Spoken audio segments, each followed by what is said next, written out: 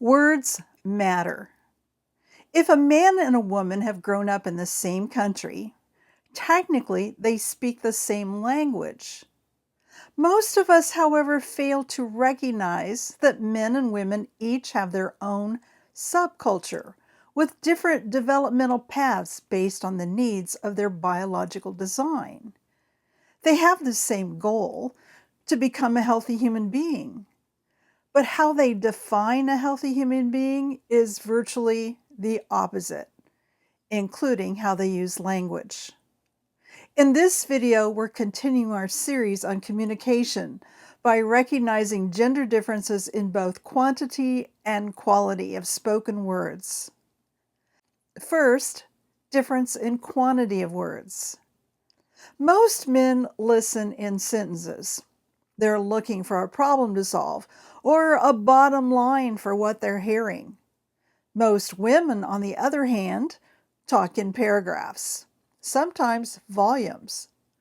Of course, in some relationships, he talks more than she does, but often that has more to do with the extrovert-introvert dichotomy in their personalities rather than their gender differences. Like everything else in life, there are individual differences. So always remember to keep that in mind, adjusting what you learn in light of your mate's uniqueness.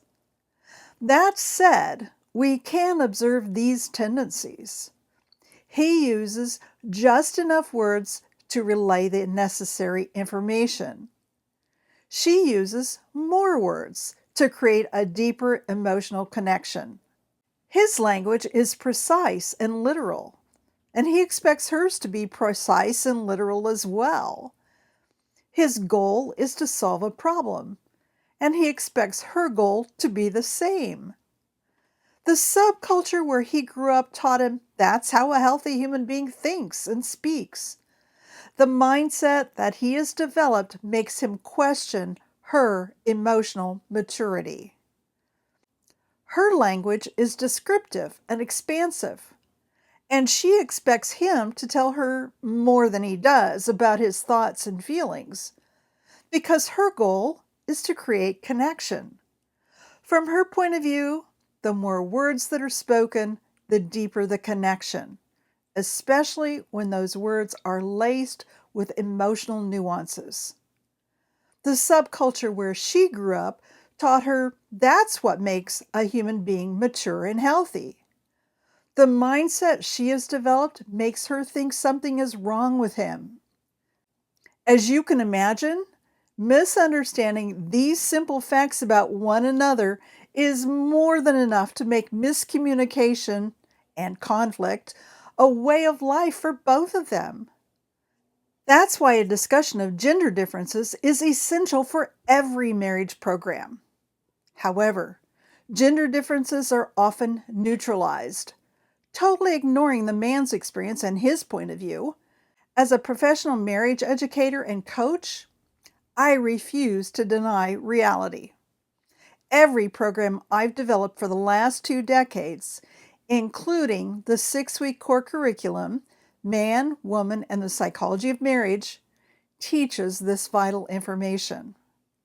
Now, differences in quality of words. A man is more literal in his word choice, whereas a woman tends to make general, more inclusive statements. It's how she was taught to be considerate and relational in her conversations. For example, we have Sean and Nicole. They were on a day trip and she was getting hungry. She asked Sean if he wanted to stop and get something to eat. He took her question literally and said no. She thought his response was rude and inconsiderate. She felt hurt and trapped and still hungry. Jim and Lisa had a similar misunderstanding. They'd made plans for a get-together at another couple's condo for a good home-cooked meal. At the last minute, the other husband contacted Jim to let them know they'd invited several other couples to join them for the evening. As he shared the update with Lisa, she felt overwhelmed. She explained to Jim that she'd had a headache most of the day and was worried she might be coming down with a bug, but she hadn't wanted to back out on their plans because she knew the other wife would have been going to a lot of trouble to fix a great meal for them. However, now that it had become a group event, Lisa really wanted to stay home and rest. "I just don't feel like being around a whole bunch of people tonight," she explained. "How do you feel about rescheduling for another time?" Jim's response? He didn't want to cancel. Lisa was hurt and angry, and Jim couldn't figure out why. Can you? He answered the question that she asked. He didn't want to reschedule. She asked how he felt about rescheduling, and he told her. But that wasn't her question. She was politely asking him if he would tell them she didn't feel well, so they would need to reschedule. But that wasn't what she said, and definitely not what he heard.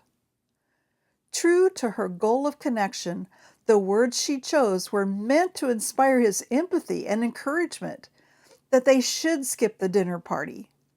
But he took her words literally, and without considering everything else she had just shared, he was listening to the bottom line and believed he had found it when she asked, "How do you feel about rescheduling for another time?" Has this ever happened to you? Has your mate's reaction to something you've said ever caught you completely by surprise? If so, I invite you to download my free guides to understanding the opposite sex. You'll find the link in the description below. Thanks for being here today. I'll see you in the next video about the different meanings men and women have for the very same words. Until then, take care, keep learning, keep loving.